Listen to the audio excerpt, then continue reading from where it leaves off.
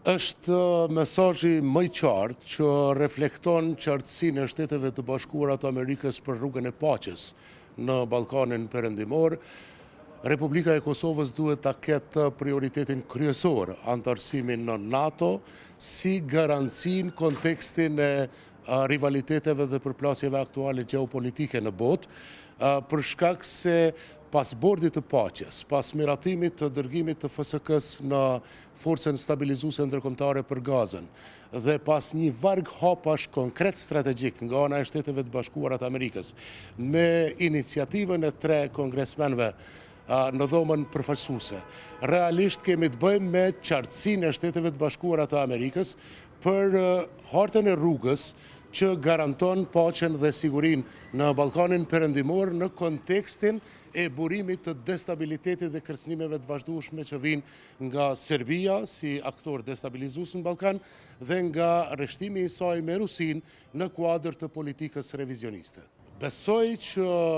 tashmë ushtria e Kosovës, e cila është në fazën e fundit të arritjes së kapaciteteve operacionale, duke pas parasysh marrëdhënien strategjike të ndërtimit të saj me Shtetet e Bashkuara të Amerikës,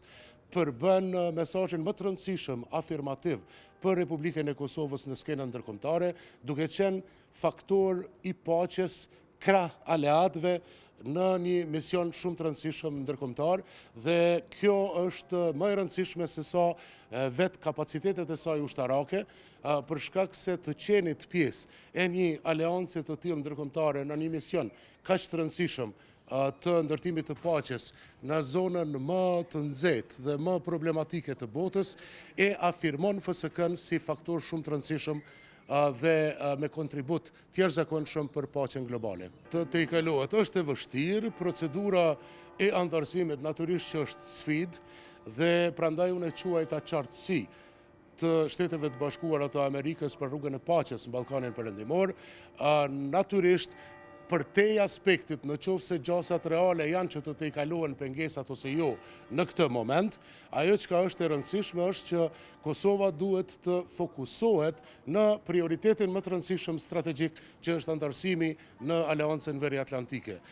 Pra, pengesa ekziston, por me mbështetjen e aleatëve, në qoftë se SHBA-t do ta konsiderojnë me prioritet këtë çështje, unë mendoj që do të mund të gjenden zgjidhjet që të i kalohet pengesa e mosnjohjes nga 4 shtetet anëtare të NATO-s për ta përafruar më shumë Kosovën në Aleancën Veriatlantike.